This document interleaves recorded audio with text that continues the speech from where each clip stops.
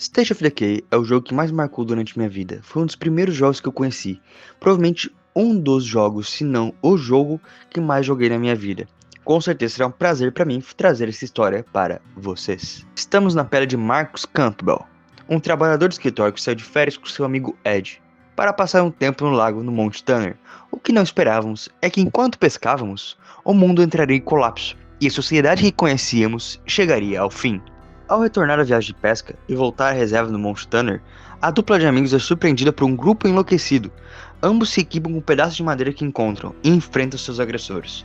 Lutando por suas vidas, a dupla sai vitoriosa e se esgueira até uma estação florestal em busca de ajuda. Lá eles encontram Thomas Ritter, junto com mais dois sobreviventes, que estão fortificando o local para tentar resistir ao seja lá o que está acontecendo. A dupla se pergunta o que está acontecendo, mas Thomas pede para que eles se equipem e irem tentar encontrar mais sobreviventes. A dupla, talvez por estar desnorteada por tudo que viram, apenas concordam. Eles pegam algumas coisas para lutar e vão para uma caixa d'água próxima para ver os arredores. Enquanto observam, eles escutam tiros à distância e sem pensar duas vezes vão verificar. Talvez pensando que fossem os militares. Ao chegar no local, eles veem uma mulher lutando contra uma multidão de seres enlouquecidos e ajudam a derrotá-los. Após a confusão, eles perguntam se ela não estava com os militares. Ela responde que não, e que na realidade estava caçando com dois amigos, enquanto foram atacados. Seus amigos morreram, e agora ela estava sozinha. A dupla se oferece para se juntar a ela, e ela aceita. Seu nome é Maya Torres. Ao voltarem à estação, eles se deparam com uma cena horrenda. Os três sobreviventes foram mortos, vítimas de um aparente ataque. O agora trio fica chocado com a cena, e pensa no que fazer. Enquanto conversam, Ed vasculha o corpo de Thomas em busca de saber algo, ou apenas ver se ele tinha algo de valor. Quando do nada, o cadáver de Thomas se reanima e ataca Ed, que é salvo por Marcus. Ed está ferido, mas ele não consegue se levantar. O trio se questiona de como sair dali, enquanto Ed fala que encontrou um rádio com o Thomas. Quando uma voz sai do rádio, ela chama pelo seu pai. O trio, sem saber o que fazer, resolve conversar com a pessoa. Marcus fala com ela, tentando pedir ajuda. A garota gentilmente se oferece abrigo na igreja de Spencer's Mills. O trio encontra uma picape velha, realizando um salto sobre uma ponte quebrada. Eles saem da reserva Tanner e partem em direção a Spencer's Mills. Os três chegam à pequena cidade e vão para a igreja. Ao chegar, são recepcionados por Lily Ritter, o reverendo Williams, que acompanha o Ed até a enfermaria, e Alan, que fica reclamando sobre mais pessoas terem chegado e que não deveriam deixar ninguém entrar, e é ignorado pelos outros sobreviventes praticamente. Marcus acompanha Lily, que o mostra a igreja e lhe apresenta os locais. Logo depois de passar na enfermaria, onde vemos Ed sendo tratado pelo pastor, e ouvimos que Ed está febril. Ao se afastar um pouco, Lily fala que isso não é nada bom, e diz que se Ed não melhorar logo, o que terão que sacrificá-lo. Marcus questiona dizendo que ele não é um cão raivoso para matá-lo, e ele responde que não possui medicamentos suficientes para tratá-lo. Então Marcus se oferece para encontrar medicamentos necessários para o seu amigo, e até fala sobre pagar o aluguel deles. Lily concorda e Marcus sai para encontrar remédios. Ao escalar uma antena para ter visão melhor, encontra uma clínica veterinária saindo da cidade. Ele contata Lily, que envia Alan e Sam para ajudá-lo na busca. Eles conseguem bastante remédios e voltam para a igreja. Ao chegar, Marcus descobre que a Lily possui uma doença crônica e também precisa de remédios. Ela também fala que isso não afeta a Ed, porque os remédios utilizados no tratamento dela são diferentes do que o Marcus precisa. Né? Marcus simplesmente concorda, entendendo a situação da guria, mas se sente meio enganado por ela não ter contado isso antes. Agora que a comunidade meio que está formada, que eles mostraram essa relação, e que Marcus, juntamente com Maya e Ed, chegaram à igreja e adentraram ao grupo, eu vou falar sobre um pouco sobre cada um dos principais membros dessa comunidade, só para dar um contexto para vocês. Temos um dos membros que conhecemos, falando um pouco mais do que já conhecemos. Temos Marcus, o nosso herói até agora, e que tecnicamente é o protagonista de State of Decay 1, né? Por mais que State of Decay não tenha um protagonista definido, ele é o que mais se encaixa nesse padrão, já que na DLC do Daybreak, ele acaba sendo referenciado como herói em sua desbloquear seu personagem.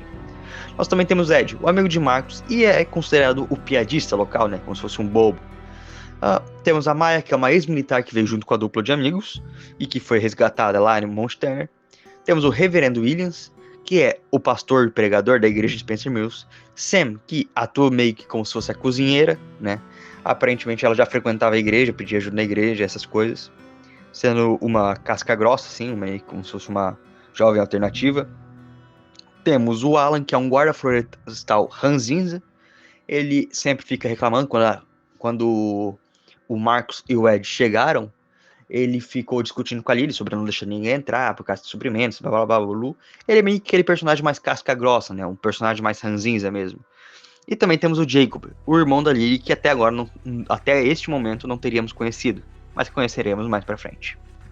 Dito isso, com State of Decay você pode jogar qualquer personagem que quiser, sendo a sua escolha. O jogo também possui um sistema de morte permanente, no qual se o personagem morrer, ele fica permanente morto, e você tem que jogar com outro. Porém, eu vou descrever Marcos como protagonista, por ele ser protagonista canônico, assim dizer, e que se confirma pela DLC The Break, que ele é descrito como o herói. Falando sobre uma das missões que nós temos, é resgatar o Jacob, que pede ajuda pelo rádio, e nós vamos ao seu resgate. Ao chegar, Marcos encontra junto a Eli Wilkerson, seu namorado. Os três derrotam os infectados e seguem seu caminho. Jacob volta com Marcos, enquanto Eli vai sozinho. Marcos até oferece uma carona para Eli, mas ele nega dizendo que não quer ter problemas com os irmãos por estar se encontrando com o Jacob. E parte brincando que nada mais vai acontecer, porque ele tem uma chave inglesa enorme e é jovem. Jacob volta para casa e são e salvo. Marcos volta aos seus afazeres. Lily diz que vai tentar contratar o Doc. Tanto Lily quanto o pastor dizem que devem tentar contratar o Doc, que é um médico local, para ver a situação de Ed. Falando um pouco sobre a infecção de State of Decay, a doença conhecida por febre negra, por mais que ela seja chamada de febre negra, ela não tem uma definição de o que ela seria. Seria um vírus, uma bactéria, um fungo, não tem. Eu particularmente tenho umas teorias, mas vou trazer em outro vídeo, O State of Decay é um conteúdo que eu vou fazer muito vídeo, principalmente porque eu gostar, e se vocês gostarem eu vou trazer mais. Ela não é transmitida por uma simples mordida, não é como se fosse outros zumbis, que a pessoa é mordida e é transformada, ou seu arranhão. Exatamente. A doença de State of Decay, ela precisa ter um grau muito alto de exposição para que a pessoa realmente se transforme. A pessoa, claro, se ferir, ela vai morrer, Se for mordida em uma parte, perder muito sangue, ela vai acabar morrendo. Mas, em si, pela transformação, é até um mistério de como se espalhou tão rápido, Eu não sei se dizer exatamente se tem pessoas que são assintomáticas, mas se fossem assintomáticas, elas não se transformariam, Tem muitas teorias da comunidade de State of Decay que podem tentar explicar isso aí. Mas até hoje, eu tenho uma teoria específica. Eu não vou falar agora para não me aprofundar muito, que eu acredito que seja, mas que brevemente eu acredito que seria mais como se fosse um fungo ou uma bactéria, não seria exatamente um vírus. Até por causa de umas maneiras de transmissão que vimos, essas coisas. Mas é só pra dizer que a pessoa não, se não for mordida, não necessariamente se transforma, Ela simplesmente é ferida, mas pode se recuperar, O caso do Ed, eles falam que realmente ele teve um grau de exposição. O ataque que ele sofreu foi um ataque bem agressivo ali, O Thomas ali, quando o cadáver de Thomas se reanima, ele realmente vira o Ed, morde ele diversas vezes, ataca até o Marcos conseguir fazer uma coisa. Mas só pra deixar vocês contextualizarem de mais ou menos como funciona a infecção de State of Decay.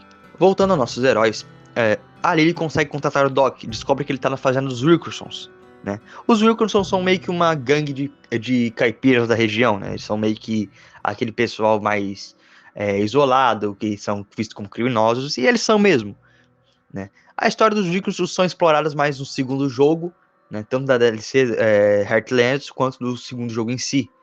Mas a nossa participação aqui com eles é sempre essa coisa de eles serem mais criminosos mesmo. Eles não são exatamente vilões, eles não têm essa questão de ser agressivos com nós e tirar nós.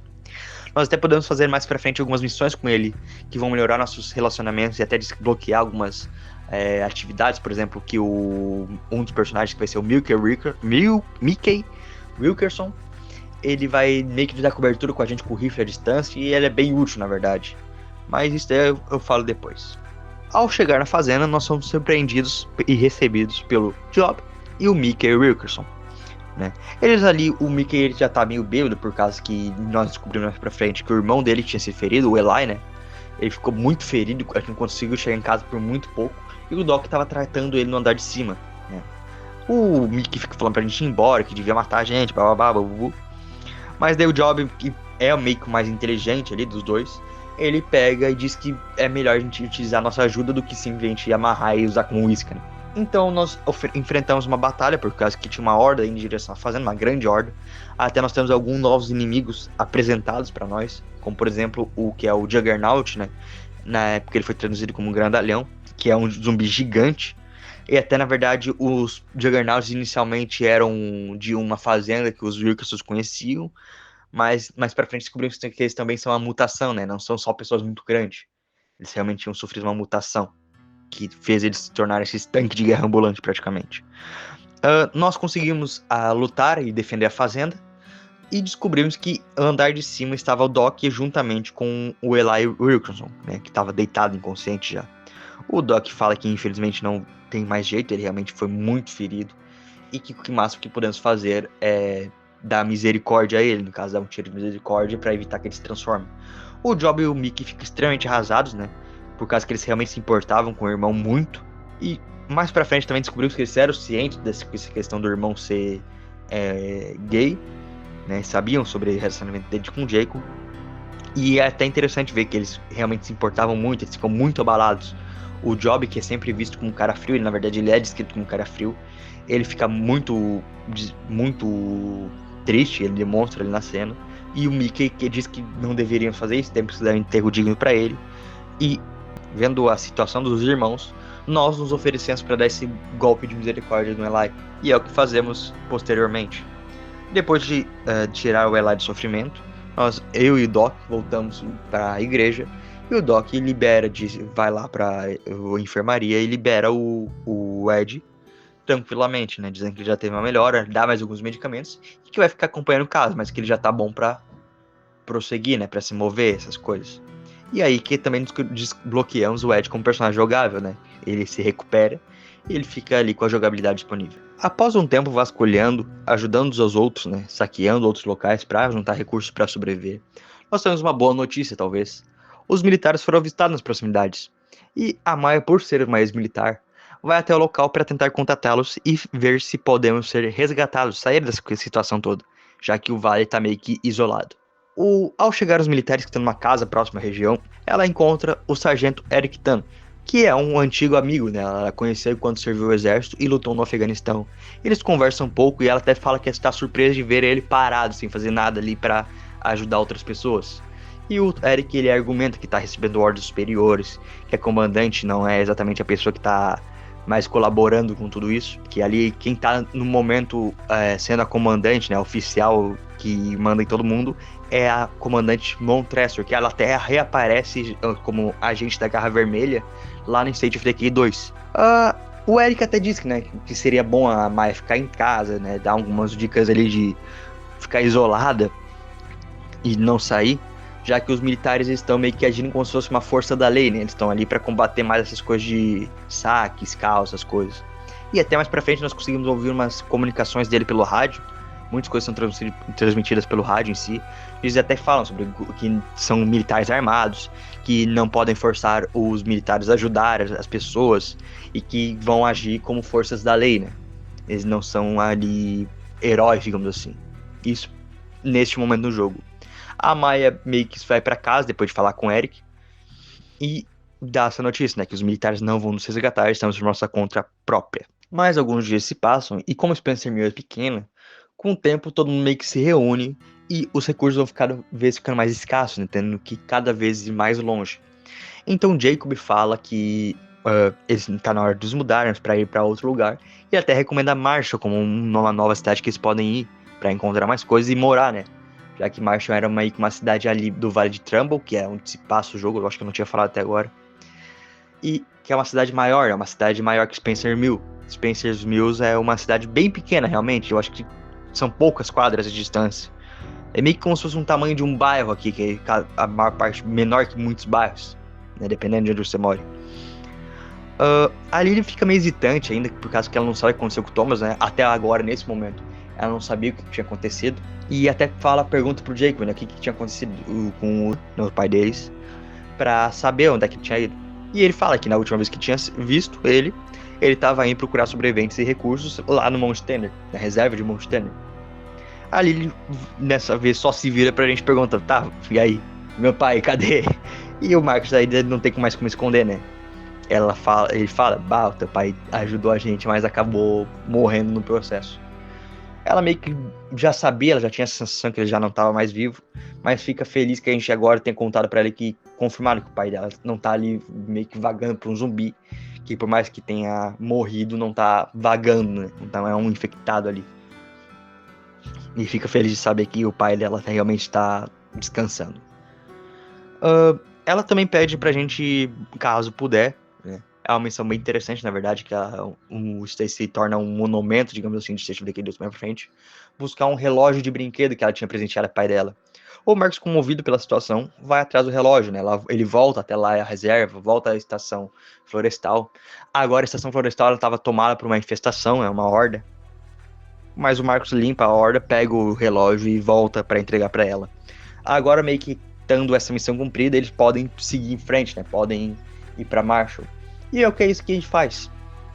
O Jacob e o Marcos vão na frente, né? Procurar um local para eles morarem.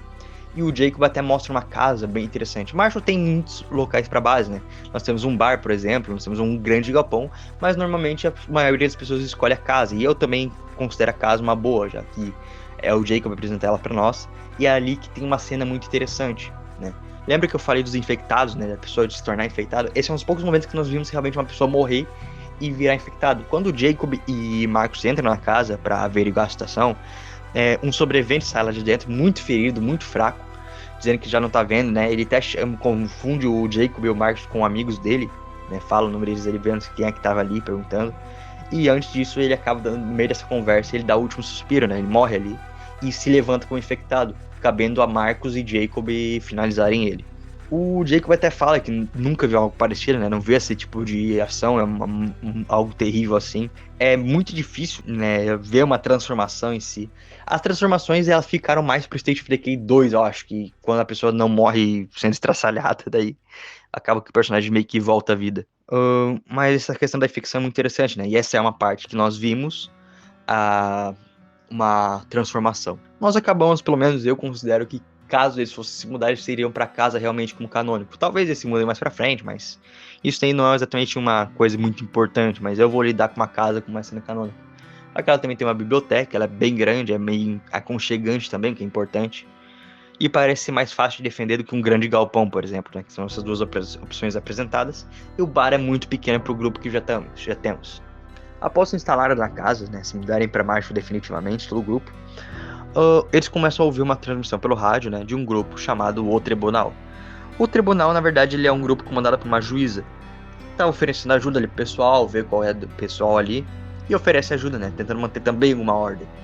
O Marcos vai lá ver qual é desse grupo, descobre que eles são liderados por essa juíza que falava do rádio. Ela faz um tour, ela fala, oferece pra eles se mudarem pra eles, dizendo que ia ser uma boa opção. Só que caso eles fossem se mudar com eles, eles teriam que abrir mão das armas que eles tinham, né? Os civis nessa comunidade não podem usar armas. Os únicos que usam armas são os policiais treinados juntamente com alguns outros voluntários ali. Até um tempo depois nós conhecemos também o Carl, que é o xerife local, ele era o xerife de Marshall, que até fala pra juíza, né, que ela, por mais que seja essa pessoa meio esquentada, né, que uma parte da conversa ela até meio que tenta ameaçar o Marcos, dizendo que não seria uma boa ideia ela ir contra ordens dela. Mas depois a gente é acalmado pelo Cal, que diz que por mais que ela seja meio durona, ela não vai fazer nada de mal com a gente. O Cal até fala, né, que ele tá tentando convencer ela a deixar de treinar civis, né, que seria uma boa realmente o pessoal treinar civis, e nos apoia ali, dá nosso apoio, né, dizendo que a nossa liberdade não vai ser interferida nem nada do tipo. E até convida a gente para eliminar algumas infestações, deixar a cidade mais segura. A gente concorda, ele vai contando um pouco mais sobre a cidade, né, dizendo que era um bom local para se viver, para criar seus filhos, sua família, que era uma cidade muito receptiva. Nós também nos conta que o que aconteceu com, por exemplo, o prefeito, ele quando estava evacuando acabou morrendo na evacuação, e que a cidade acabou mergulhando em caos também, como qualquer outro local. Mas que graças à juíza muitas pessoas conseguiram sobreviver, já que depois que meio que as cabeças, né, que quem comandava a cidade acabou morrendo, é a que tomou as rédeas e manteve todo mundo seguro. Então as comunidades da cidade, tanto quanto o tribunal, são meio que o Carl fala que estão vivos por causa dela. No meio desse day, quando a gente estava vasculhando, nós também ouvimos um chamado de uma guria chamando ajuda pelo rádio, e o Carl para o que tá fazendo e disse que vai pra gente ajudar. Eles vão lá, se eu não me engano, acho que canonicamente o nome dessa mulher é Dominga. Ela meio que se junta ao tribunal e nós voltamos para casa. Nós conseguimos ali seguir em frente, vasculhando, né, como fazendo transmissões com outras comunidades. Até que em um momento nós conseguimos ouvir a transmissão, é o Eric Tan, né, pedindo ajuda pelo rádio, dizendo que ele precisa de reforço para salvar alguns sobreviventes, que ele tá cansado do sistema, controlando tudo, não deixando ele fazer nada, ele vê as pessoas morrer e não fazer nada. A Maya vai lá ajudar o Eric, e quando chegamos lá, o Eric simplesmente a gente vai junto com a gente e a gente avança em cima de uma horda para salvar os sobreviventes que estavam sendo atacados. A gente consegue salvar os sobreviventes, e o Eric nos convida, né, pra ir aonde os militares estão alocados, por causa que agora ele vai meio que bater boca pra, né, botar o pé firme pra tentar dizer pra, ó, vamos começar a ajudar o pessoal e vocês não tem nada pra fazer aí. E que ele queria ir contra Montrester. Só que quando ele chega lá, né, que essa é uma parte mais... uma parte que cruza um rio, né, então os únicos acessos são por 2 pontes que tem, e essas pontes estão bloqueadas. E ele chama no portão, né, gritando pro soldado abrir, só que ele não tem resposta nenhuma. E uma hora ele se cansa, né? E para acessar que essa região se chama Fairfield, né? Fairfield é essa região onde os militares estão alocados. Ele se cansa e diz pro esquadrão dele que eles vão explodir esse portão e para cruzar. Uma coisa interessante, né? Que dá para reparar que no momento o Eric ele já tá meio que assim falando meio que desertou. E por causa que ele já tá meio que pouco se fudendo pro sistema de hierarquia local e não quer mais seguir ordens de ficar parado enquanto todo mundo tá morrendo. E é essa decisão que ele toma, né? Ele meio que. Não é que ele se junta a gente, mas ele começa a tomar decisões em prol da nossa sobrevivência. Né? Até uma parte depois que a gente salva os sobreviventes, ele fala que agora é saquear, invadir, e não tem mais problema em fazer essas coisas. E que se algum dia a ordem retornar, que seja. Ele explode o portão, ele pega ali um explosivo, o portão, ele, por mais que seja um portão grande, ele não tem muita dificuldade de explodir o local. Explode, né? A gente defende ali os soldados dele e os soldados dele defendem ele enquanto ele arma o explosivo. E vamos para Fairfield. Ao chegar, o Eric e nós encontramos um local completamente devastado. Não tem ninguém, é uma cidade fantasma ali. Os militares que estavam ali, que estavam alocados ali, simplesmente sumiram. O Eric vai descobrindo, vai vendo ali, né? Ele fala que provavelmente o pessoal evacuou. E até encontramos um soldado, né? Que tá ferido e doente. Ele não estava exatamente ferido por ataque, mas ele estava muito doente. E os outros deixaram ele para trás. Ele conversa com o soldado ali, né? O soldado já tá bem fraco. E o Eric pede pra gente ir voltar pra casa, porque ele vai tentar descobrir o que tá acontecendo e ver se tem uma maneira de sair do vale. Mais um tempo depois, também, né? Obviamente, esses eventos ele acontecem em intervalos de dias, né? Realmente, o jogo ele tem uma duração mais longa. É um jogo de ritmo mais lento. Nesses dias ali o Eric também contata a gente novamente para nós irmos para Fairfield ver o que está acontecendo. E ele nos leva até a represa de Fairfield, né, que é o reservatório de água de todo o Vale de Trumbull. E quando a gente chega lá, a gente se depara que estão pilhas e pilhas de cadáveres de infectados boiando na água, né. A gente não sabe exatamente como isso é, se eles são hordas que foram, mas até o momento é que, na verdade, os militares estavam tentando se livrar desses cadáveres infectados, acabaram por má gerência jogando eles na água, e isso daí se espalhou, né?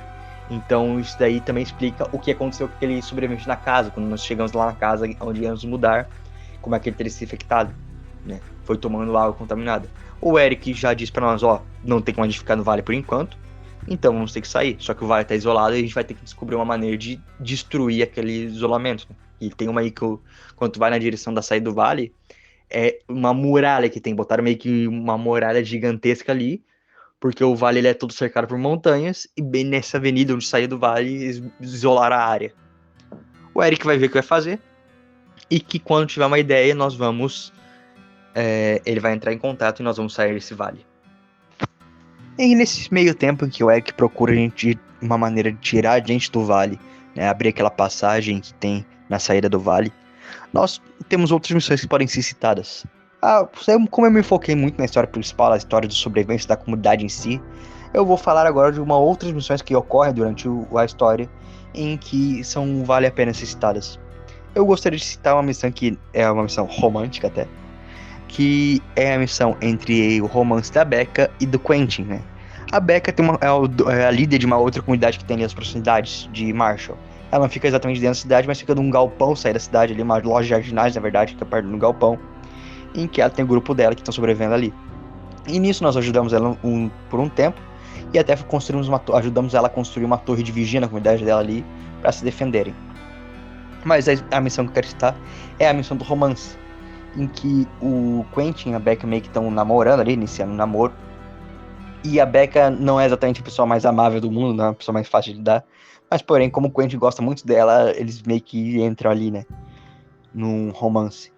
E só que como ela é meio que uma gótica rabugenta, o Quentin pede pra gente procurar sobre o passado dela, só pra ele ter certeza onde é que ele tá se metendo. Porque ele já teve alguns problemas no passado e não queria repetir os mesmos erros. Nós vamos atrás do Cal, que é o cara que mais conhece Marshall, e como ela é morador de Marshall por muito tempo, nós sabemos que Cal talvez conheça ela. E nós acertamos na mosca, já que o Cal, na verdade, até prendeu ela um tempo atrás, muitas vezes, por causa de vandalização, prostituição, porte de drogas, entre outros.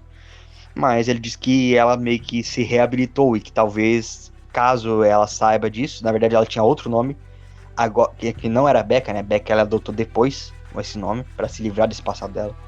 Ela só quer. O próprio Cal fala pra só deixar esse passado pra trás e deixar ela viver a vida nova dela que ela merece. Por causa que ela já tinha se reabilitado antes de acontecer o apocalipse. E depois ela meio que já tava melhorando mesmo quando tudo aconteceu. Então o Cal pede pra gente deixar as coisas baixas e, ó, deixar ela seguir a vida dela, coitada.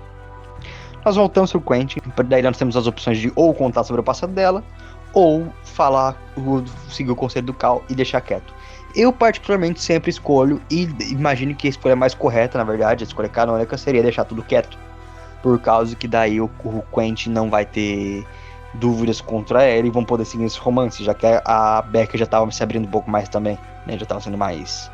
Ai, meu amor, essas coisas de romance. Particularmente eu não sei muito como descrever isso pra vocês, mas o romance tá dando certo. Então a gente deixa tudo quieto e segue a vida. Mas caso nós escolhemos contar pro Quentin, o Quentin ele não vai deixar ela, mas também vai ser um pouco mais cuidadoso, digamos assim, né? Não vai ser tão como ele estava sendo até agora, tão carinhoso, digamos assim.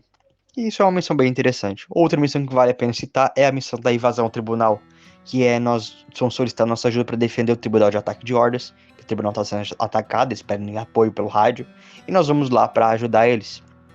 E durante esse ataque acaba que a juíza e o Carl acabam morrendo, né? Tanto a juíza quanto o xerife Carl acabam morrendo. E nós recrutamos mais 2 sobreviventes. Claro, a comunidade do tribunal ainda fica ali, ela tem muitos policiais, tem muita gente ainda morando no tribunal, e ela continua ali. Mas é uma missão que eu gostaria de citar por caso alguém tenha dúvida do destino da juíza e do Carl, eles acabam mortos. O que é trágico, na verdade, eu não queria rir nisso aí. Obviamente, nesse vídeo eu não citei todas as missões que tem, eu não me aprofundei muito em outras missões mais secundárias, ou algumas partes da história principal que eu deixei meio que de fora, por causa que ainda assim preservei a experiência que vocês podem ter jogando State of Decay.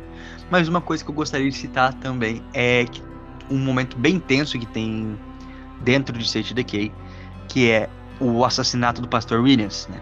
O Williams era uma pessoa muito querida pela comunidade, mas ele estava infectado, ele estava doente e foi infectado com a febre negra.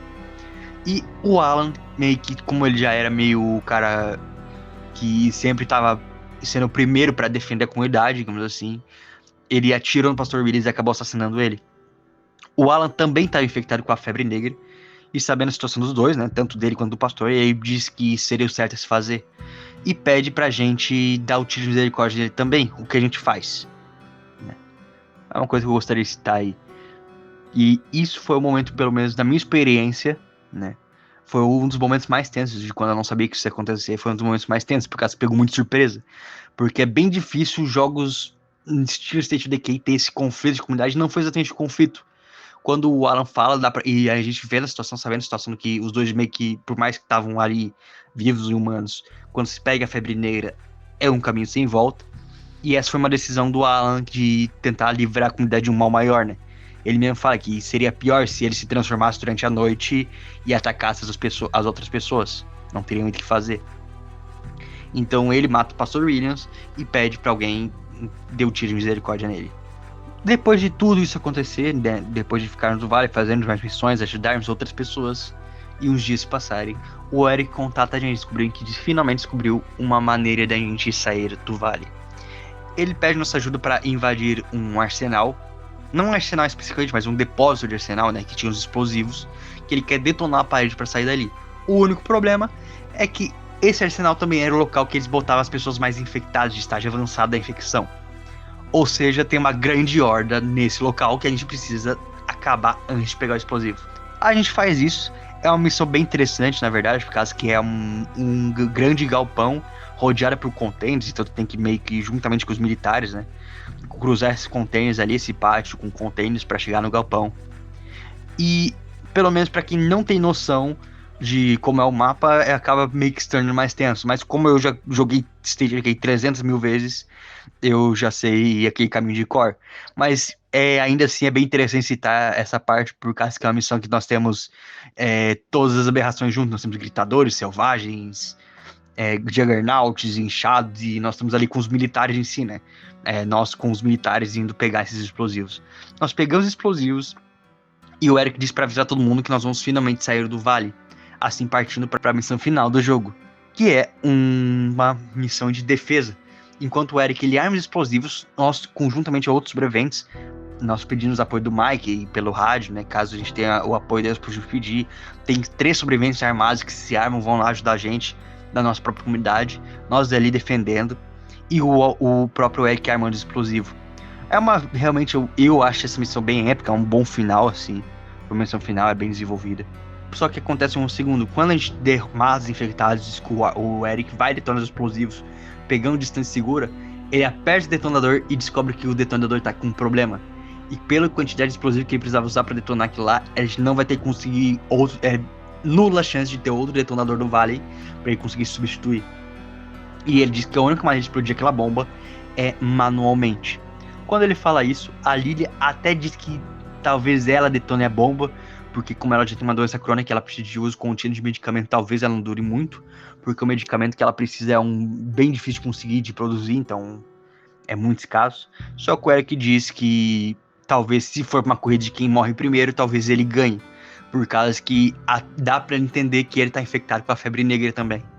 Então o Eric ele se sacrifica ali pra nos dar a chance de viver, detonando a grande parede e a bomba manualmente, e acaba falecendo no processo. Eu até vou citar agora que em State of Decay 2, quando foi lançado o mapa de Rumble Valley, ele tem uma homenagem numa base militar que é uma das bases que a gente pode utilizar no jogo, que tem uma foto dele lá, né, que demonstra que os militares que sobreviveram ali, restantes, o condecoraram herói de guerra ali, digamos assim, o que é bem interessante. E quando nós detonamos a parede, né, todo mundo pronto pra sair, a Lily avisa todo mundo pelo rádio que quem quiser sair, sai, que agora o vale não tá mais isolado.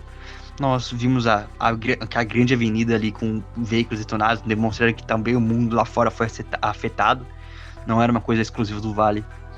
A Lily deixa aquele monumento, ele pega aquele relógio que eu falei pra vocês, o relógio de plástico que ela levou pro pai dela, e deixa numa árvore. E esse relógio também pode ser encontrado no State of Decay 2, é um detalhe bem legal, em homenagem às pessoas que não conseguiram, como por exemplo o próprio Eric acabou tendo que sacrificar, o Eli, né, o pastor, o Alan, que são pessoas que acabaram não conseguindo sobreviver durante isso tudo e acabaram perdendo a vida, né?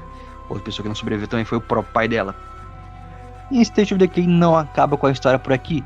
Nós temos o State of Decay 3 anunciado, e o 2 ele já tem muito mais história dessa própria comunidade que nós jogamos em State of Decay 1, né?